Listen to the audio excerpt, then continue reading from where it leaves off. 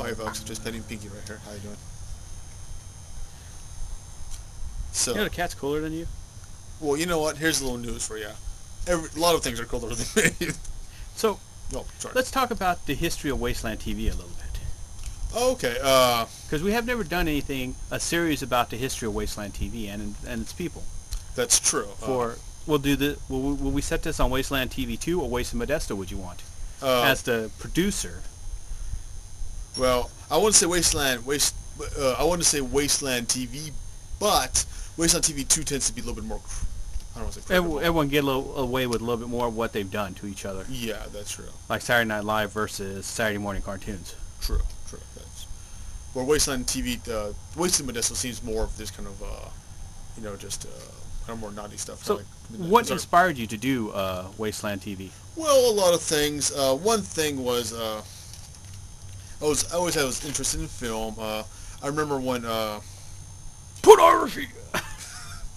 when I remember Matt's dad used to have this Betamax camera, right? And he used to do films of us. Together? No, not that type of film. Not that type of film. No, but he used to film a lot, right? And I always thought that, wow, that's amazing, the idea of capturing image of people around you and stuff like that.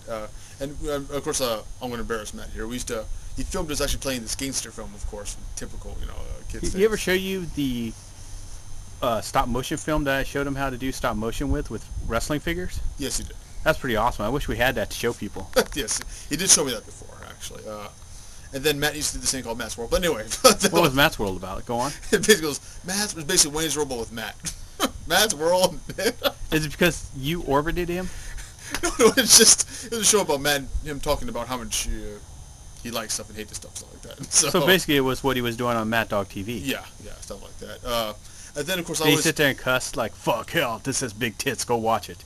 I'm not sure if he cussed, but he just tried to made fun of stuff. But that was 8th grade, that was a little bit later. But, until Michael Springer entered the picture. Michael Springer entered the picture.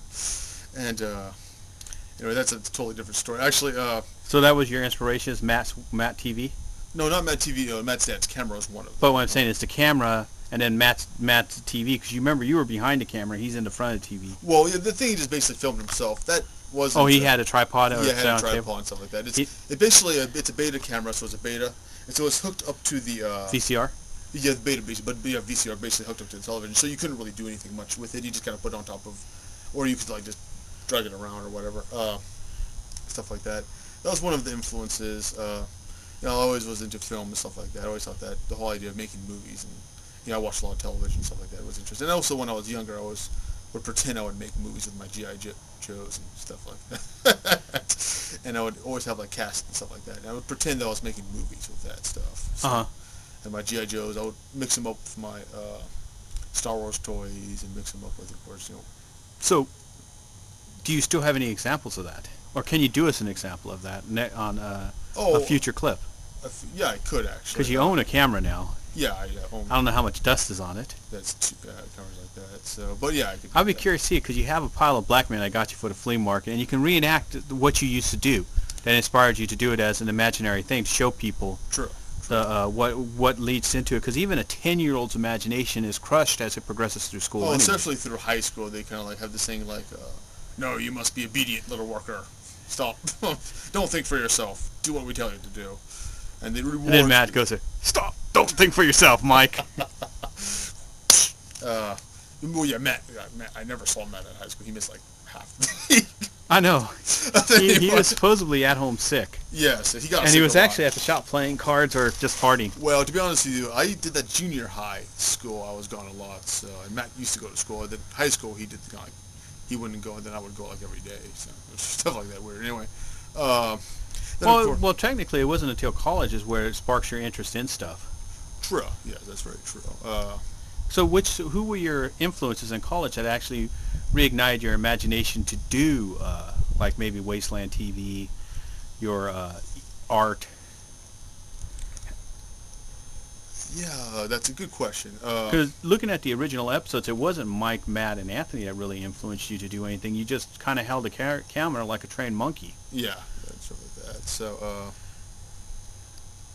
well, why did I want to do that in the first place? Well, I just, thought to myself, well, that'd be kind of neat to You can actually. talk about that hack, Dr. Oh, Zombie, okay, yeah. if he was an inspiration.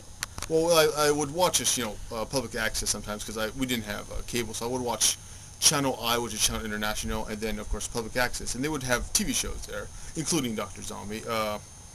And I was like, oh, I could do that because it's the whole idea of basically filming stuff in that area. You wouldn't think about it. You always think about movies being in Hollywood and stuff like that. And you think, well, You didn't think you could film it in your backyard. exactly, and and also there was a wrestling league there that would film, Modesto Wrestling League, I believe, Modesto Wrestling Championship, I believe it was called, and just people filming in their own backyard. And the whole idea is about basically, oh, that's kind of cool. You could actually have. Funny part is, Wasteland TV has had a wrestling thing. That's true. Yes, So Grinding you Wrestling actually Federation. got your got my wish. your wish. And stuff like that, and just the whole idea that, like, oh wow, you don't have to just do everything that Hollywood does, or New York does. You could actually do other stuff and actually have other influence, and also the whole idea of not having to, I guess, succumb to, I guess, in my mind, evil producers in Hollywood and stuff like that. You are the evil producer now. I know, isn't that ironic? It comes full circle. I am what I hate. So I guess logically, I want to hate myself using that logic. But yeah, that's just kind of the thing I did. The whole idea of I like the idea of, and also I was always fascinated. I think that everyone should have their own voice and stuff like that. Okay, we're going to stop here. Okay.